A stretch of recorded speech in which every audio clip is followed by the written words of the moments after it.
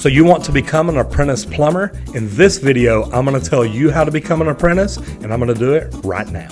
I'm Roger Wakefield, Lead AP, the Expert Plumber. I've been plumbing over 38 years, and I have every master endorsement in the state of Texas. On this channel, I'm teaching you everything you need to know about plumbing. If you haven't been here before, please subscribe so you don't miss anything. So becoming an apprentice plumber is really easy to do, but I always tell y'all first, ask yourself some questions. Question number one, do you want to be union or non-union? The reason that's important, you need to look at how long you're going to be in this trade and what you want out of it. If this is a trade that you're going to do for the rest of your career, you've got to decide what you want to get out of it when you're done. If you're 20 years old and you want to work for 30 or 40 years and get out at 60, have a pension, have a retirement plan and whatnot, you may want to join the union. If you're 20 or 30 and you're like, one day I want to own my own company, you may want to go open shop and work towards residential service. The reason being, that would be an easier way for you to get out and open your own company. So to become a plumber's apprentice, find out what you want to do. Check the union, non-union, and then check commercial or residential. Do you want to build houses or do you want to build big buildings? And I say build because that's going to go into my next thing. Do you really want to build them or do you want to go in and work on them? Because that's going to determine whether you do new construction or service. So becoming a plumbing apprentice is where it all starts.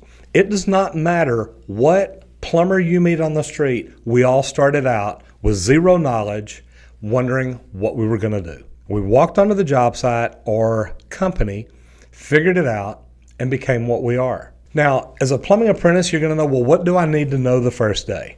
Number one, dress appropriately. Number two, you may need to have some tools depending on what company you go to work for. So some plumbing apprentice tools, you may need channel locks, you may need a tape measure, you may need a keyhole saw. There are a million different things that you may need, but remember, after you get the job, ask them, what tools are expected for me to supply on the first day? They may tell you none, they may give you a list. If they give you a list, make sure you get those tools. Whenever you go in and you apply for a job, the things to remember are, ask the company, what am I going to learn here? What are you going to teach me that's going to help me in my future? Remember, when you go in for a job interview, it's not just them interviewing you. You need to interview them and make sure that's the company that you want to go to work for. What kind of benefits are you going to get? What kind of education are you going to get? What kind of training are you going to get? Are they going to treat you safely and fairly and take good care of you? These are things that you need to know no matter where you go to work. So plumbing tips, learn. We'll put a link in here. The UPC study guide is a great way to learn. And this is a crazy question, but journeymen ask me all the time, what's the best thing to use to study for my test? I tell apprentices, buy the UPC study guide in the very beginning, learn it as you're going, don't wait till the very end. It makes you a better plumber, it'll make you understand things quicker, and it will help you advance faster. So if you really want to do good in the plumbing career, buy the UPC study guide, look at the link where I teach people how to use it. You can learn more about plumbing in a shorter amount of time, and that's going to make you a better plumbing apprentice. Plumbing work can be hard work. Whether you're going into a house repairing something or building something, things can get heavy, things can get hot. It can get hot working in an attic. It can be a pain crawling around under a house. But either way, plumbing work is what you make it. If you love it and you're having fun at it, you're going to enjoy it. It really doesn't matter where you're at. Things that you will learn along the way also is plumbing code. Find out what code the city that you're working in or predominantly working in goes by. Learn the code.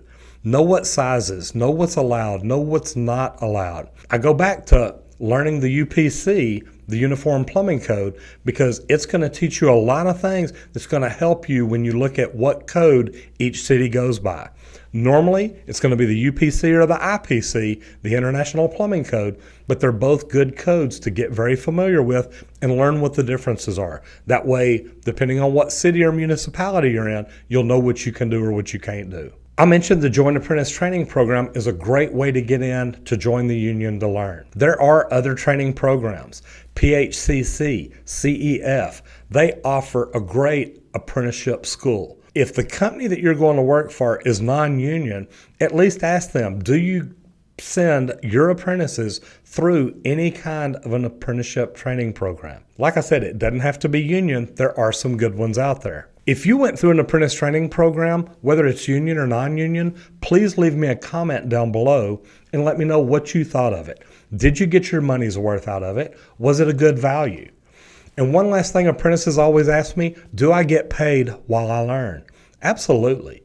We bring in apprentices because we want to train them to be the plumbers that we want them to be. In the union, it starts out at about 50% scale. So you can find out what scale is in your local area and figure about 50% of that is what you'll start out with. If you've got any questions about becoming an apprentice or anything like that, please leave me a comment down below. If you like these videos we're doing, give us a thumbs up. Share them, tell other people about it.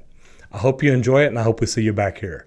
My name's Roger Wakefield, Lead AP, the Expert Plumber, and we'll see you on the next video if you don't get flushed.